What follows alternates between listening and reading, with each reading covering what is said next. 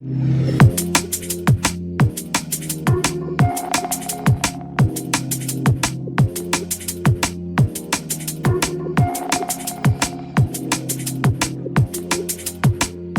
en Cosa Pública 2.0. Gracias por continuar con nosotros aquí en Radio Universidad de Guadalajara, en este espacio Cosa Pública 2.0. Y vamos a la línea telefónica para saludar y agradecer enormemente a María Elizondo, asesora jurídica del Comité Internacional de la Cruz Roja para México y Centroamérica, quien nos va a hablar sobre una campaña que están lanzando, la campaña Carpetas Vivas, para buscar a las personas que están desaparecidas en México. Como se sabe, es la gran crisis nacional que tenemos en el país, la crisis por desaparición de personas. María Elizondo, muchísimas gracias por aceptar conversar con nosotros. Te saluda Rubén Martín. Hola, buenas tardes, ¿no? Pues muchísimas gracias a ustedes por solicitar hablar con nosotros. La verdad es que desde el Comité Internacional de la Cruz Roja estamos muy contentas de poder ya por fin compartir a nivel nacional esta campaña, ¿no? Que se llama Carpetas Vivas. Un poco les explico cuál fue el sentido y cómo a todo el equipo se nos ocurrió, ¿no? Que era recordar el valor y la dignificación con la cual se tienen que tratar las carpetas de investigación de las personas desaparecidas, ¿no? Muchas veces, lamentablemente, las familias nos lo han contado o lo hemos visto, que las carpetas de investigación se consideran que son como hojas o expedientes más, ¿no? Uh-huh. Sin embargo, desde acá, desde SICD, lo que ya tenemos mucho tiempo diciendo, la carpeta de investigación es muy importante porque al final cuenta la historia, ¿no? De la persona desaparecida. Obviamente también contiene lo más sagrado para las familias, que son las acciones de búsqueda, las diligencias de investigación, ¿no? Claro. Que se les están dando. Hablabas de la relevancia que tienen las carpetas de investigación, nos decías, pues que contiene justamente quién es la persona que está desaparecida, los detalles en esas carpetas de investigación. Tenemos más de 130,000 personas desaparecidas. ¿Todos tienen carpetas de investigación abiertas, María? Eso es una excelente pregunta, muchísimas gracias. Justamente cuando existió, ¿no?, la aprobación de la Ley General ya en noviembre del 2017, algo que se creó, que también fue por exigencia de las familias, fue la Comisión Nacional de Búsqueda. Entonces, la Comisión Nacional de Búsqueda es la autoridad, bueno, la Comisión Nacional, obviamente, y sus comisiones locales son las instituciones encargadas de recibir los reportes, ¿no? Entonces, actualmente en México tenemos estas dos solicitudes de búsqueda, ¿no?, que las familias le llaman. Una es el reporte a través de las comisiones de búsqueda y otra es, pues obviamente, la apertura de la carpeta de investigación. Uh-huh. ¿Qué pasaba antes de julio del 2025? Porque esto es algo súper importante y también ha sido un tema que pues hemos venido escuchando a nivel nacional. Antes de julio del 2025 existían dos figuras jurídicas, persona desaparecida y persona no localizada. Entonces, para las personas no localizadas no se aperturaba necesariamente una carpeta de investigación, porque tenía que existir algo que era presunción del delito, ¿no? La ley general marcaba los elementos para determinar esta presunción. Entonces, ¿qué pasó? Pues por muchísimos años es que lamentablemente muchas personas desaparecidas, ¿no?, tenían un reporte, porque sí tenían un reporte, uh-huh, pero por cualquier razón que se tuviera desde la institución, pues no se consideraba existía presunción uh-huh de delito, entonces no se aperturaba la carpeta de investigación. ¿Qué pasó ahora en julio del 2025? Que se obligó, hubo una reforma importante a la ley general, se obligó que todo reporte que la comisión de búsqueda aperturada, automáticamente tiene que existir también la apertura de una carpeta de investigación. ¿Y por qué esto? Porque justamente, y se relaciona con la campaña, pues es que la investigación y la búsqueda son procesos coordinados, ¿no? Uh-huh. Así como es importante que obviamente todas las comisiones de búsqueda puedan realizar todas las acciones pertinentes que se establecen en el protocolo homologado de búsqueda, este trabajo nunca se va a finalizar si no existe una coordinación con la Fiscalía, ¿no? Quien al final tiene algo muy específico que siempre, que siempre lo han dicho, ¿no? Que son los actos de investigación. ¿Y qué pasa? Que estos actos de investigación o diligencias de investigación al final también son acciones de búsqueda porque te ayudan a dar con el paradero de la persona desaparecida. Entonces también por eso quisimos tener esta campaña y esta sensibilización hacia la importancia que tienen las carpetas de investigación, no únicamente para la localización de presuntos responsables, que obviamente es una función del Ministerio Público y es muy respetable, pero sino para la búsqueda de la persona desaparecida, porque como bien decía, y creo que para nosotros es súper importante, pues contiene la historia de vida de la persona antes de su desaparición, ¿no? Por todas las generales que le preguntan a la familia, investigan su círculo social, quién es, dónde trabajaba o en dónde estaba, pero también después de la desaparición. Es decir, la información que sostienen las carpetas de investigación también sostiene la esperanza de las familias de encontrarles, ¿no? Así es. ¿Y qué diagnóstico tiene María Elizondo digamos, el trabajo de los ministerios públicos a cargo de las carpetas de investigación? Te lo pregunto porque aquí en Jalisco, por lo menos en la parte local, las familias se quejan muchísimo de que hay mucho retraso. Muchas veces ni siquiera le dan acceso a la carpeta de investigación y buena parte de la información que contiene esas carpetas de investigación es las propias investigaciones que realizan los familiares. ¿A escala nacional ocurre algo semejante o hay otro diagnóstico, María? Muchísimas gracias. Sí, creo que al final, bueno, varias cosas, ¿no? Hay como la experiencia que las propias familias puedan retratar, sobre todo desde que van a interponer la denuncia, pues creo que se ha quedado o ha sido algo muy importante, no nada más a nivel estatal, ¿no? Como en este caso ponías Jalisco, sino a nivel nacional, porque fue el propio ECO que hizo que la Ley General en materia de personas desaparecidas existiera y que se crearan derechos específicos, por ejemplo, que las familias pudieran acceder a su carpeta de investigación. Actualmente pareciera algo muy lógico, pero antes del 2017 no existía ese derecho tan concreto, ¿no? Entonces creo que a lo que voy es que esta experiencia tal vez se pueda dar en muchos estados. Sin embargo, desde el Comité Internacional de la Cruz Roja y obviamente desde nuestra labor humanitaria, siempre intentamos acercar a las instituciones el diálogo también a través de derechos, ¿no? Es decir, cuál es la participación que las familias tienen que tener en sus investigaciones o en sus reportes de búsqueda. Claro, acceder, ¿no? al expediente o a la carpeta, entender la información que se está dando y que la familia, algo súper importante es que tiene derecho a participar en la búsqueda, no necesariamente está obligada a, ¿no? ¿Y por qué lo digo?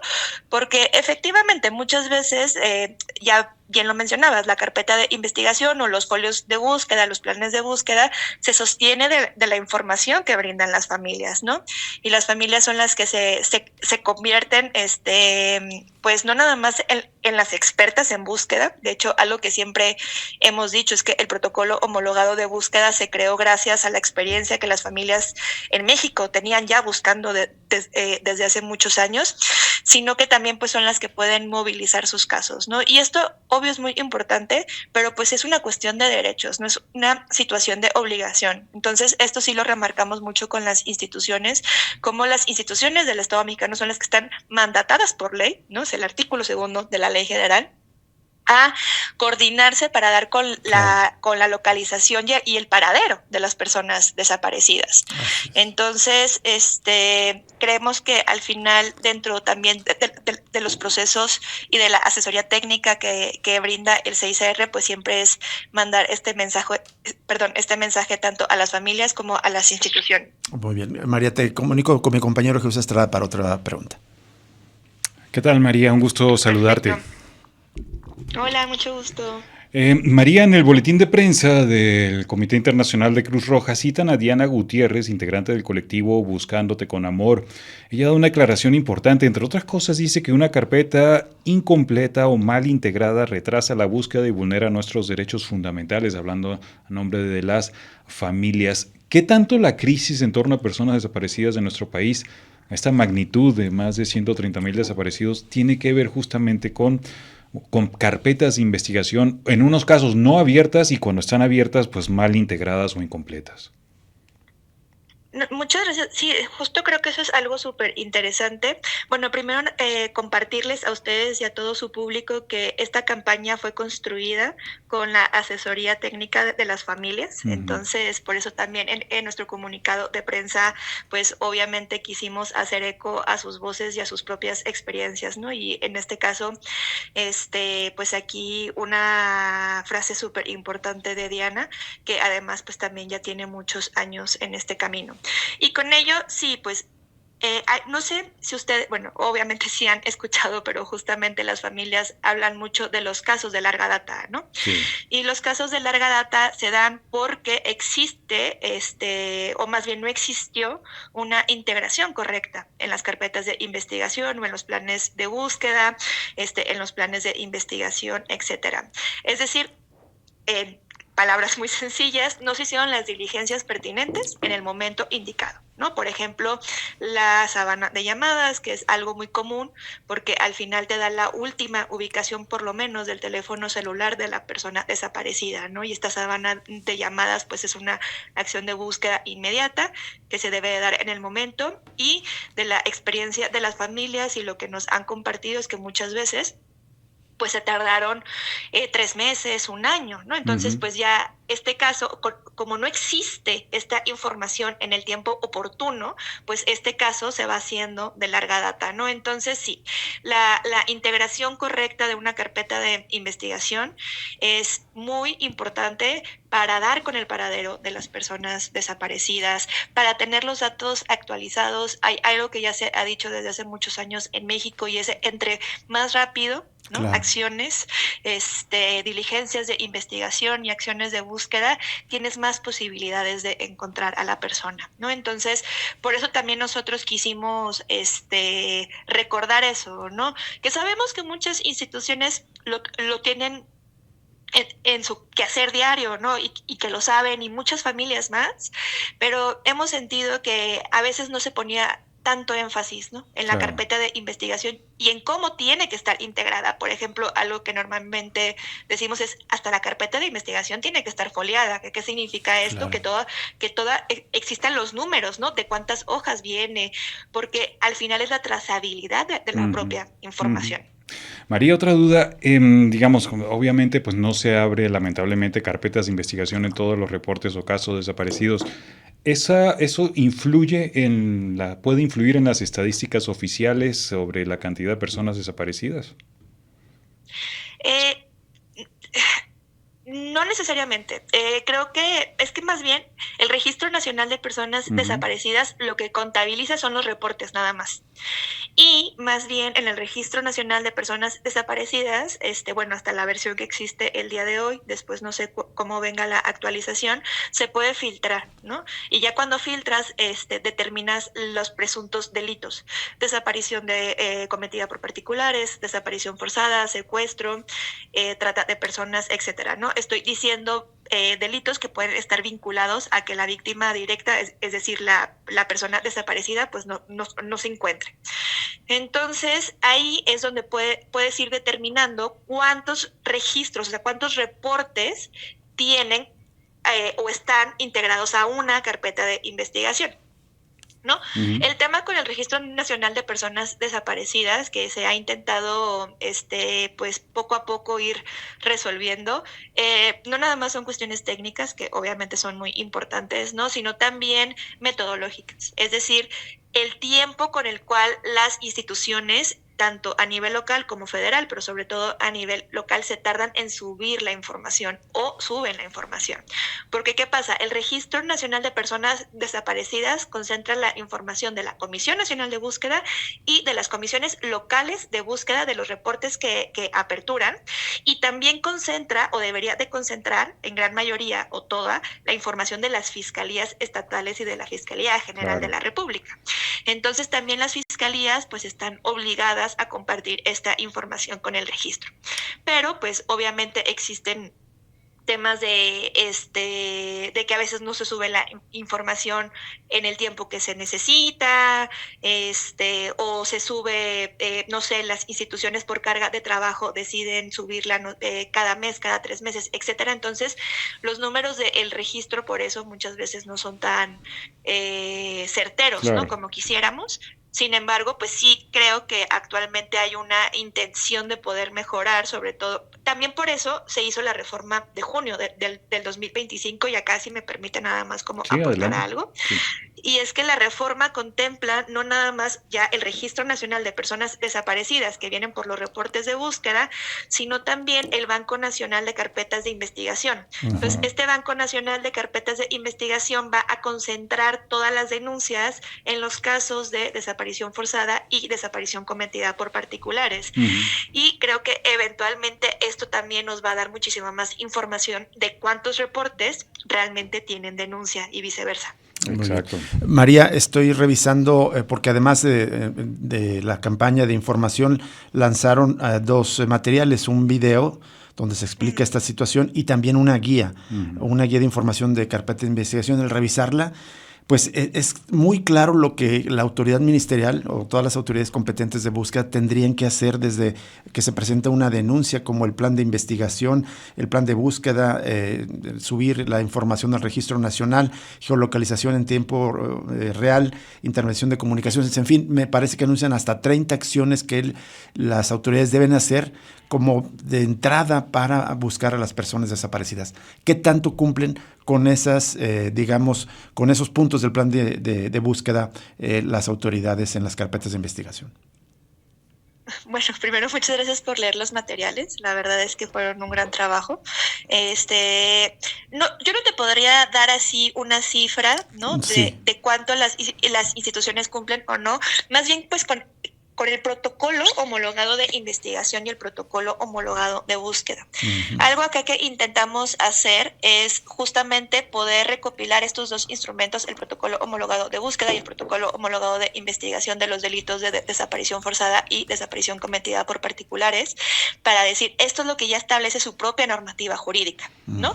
Entonces, esto es importante porque no son buenas prácticas o lo que se recomienda en casos de personas desaparecidas, sino más bien son instrumentos que han sido aprobados por el Estado mexicano a través de sus órganos correspondientes, y lo que hace el CICR es poder brindarle esta información a las familias de forma muchísimo más sencilla, porque lo que sí hemos visto y lo que sí nos han compartido las familias es que la primera barrera que tienen al poner la denuncia siquiera, ¿no? o a intentar iniciar con la búsqueda, es pues el lenguaje, ¿no? El cómo les hablan a veces las instituciones, exacto. Porque suele ser unos términos tan especializados, tan difíciles a veces de entender, y como muchas familias dirían, pues yo no me veía en esta situación, yo no quería estar en una agencia del Ministerio Público.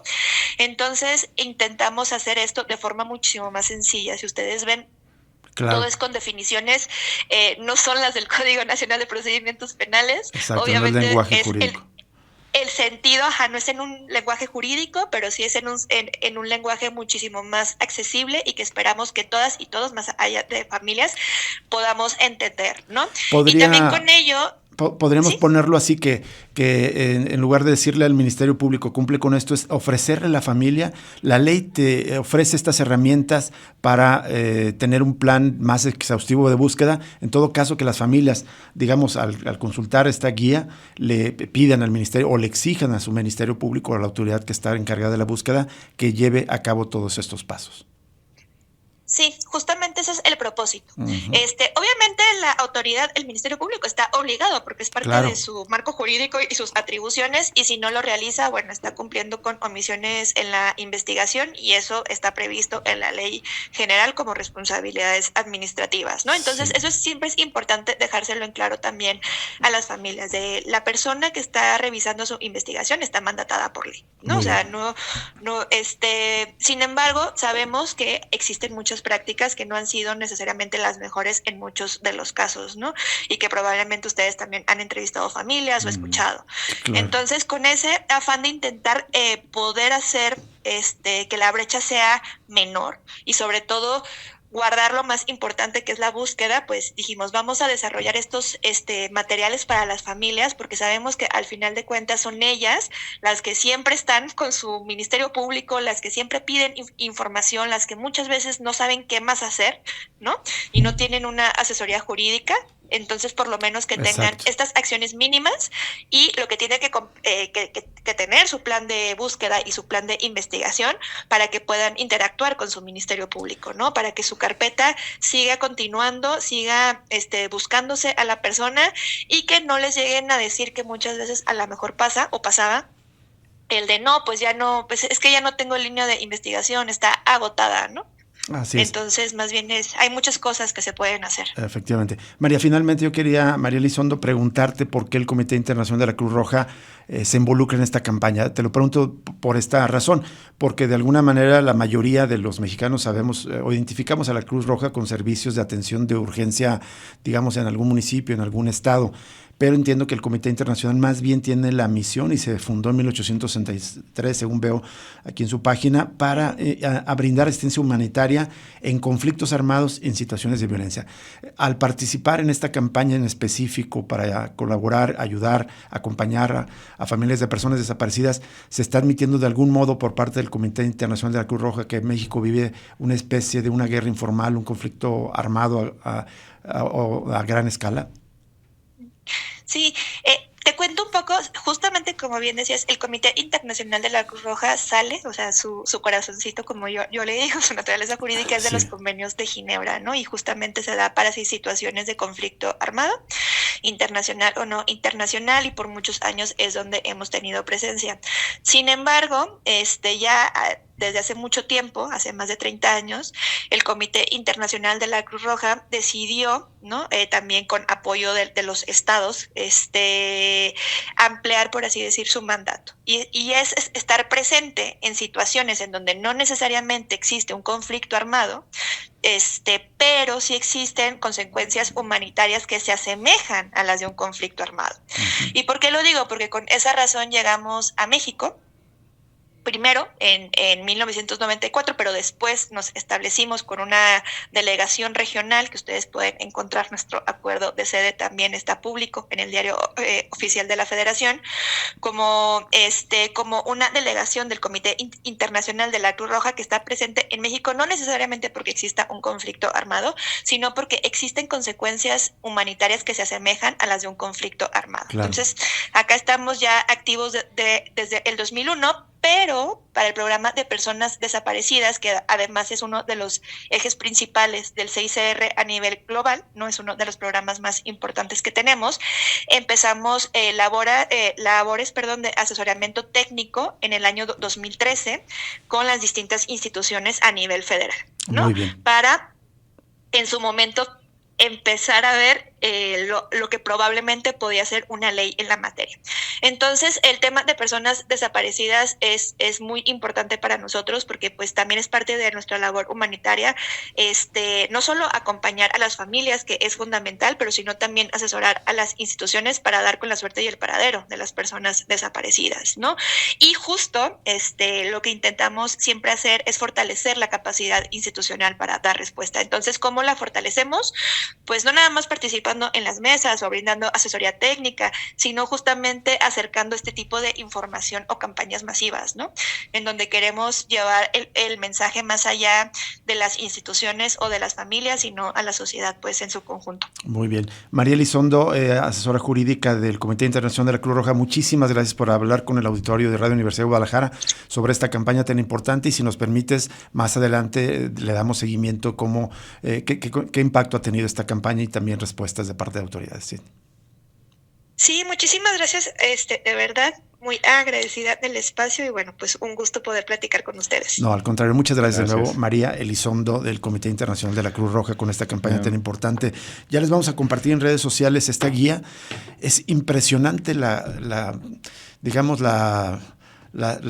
acciones que ordena la ley, que las familias nos cuentan que las autoridades los incumplen y por lo tanto retrasan la localización con vida de sus seres queridos o la localización de sus seres Ojalá queridos. que de verdad la creación de la Base Nacional de Carpetas de Investigación ayude tal como prevé María y esperamos todos, pero es que la realidad es brutal, la realidad de las acciones de los gobiernos. Solo un detalle, la semana pasada Jorge Ramírez publicó un tuit y lo cito, dice: de las 16.064 personas desaparecidas en Jalisco oficialmente, 13.868 cuentan con carpeta de investigación. Esta cifra debería reflejarse en la Base Nacional de Carpetas de Investigación, que ya debería arrancar.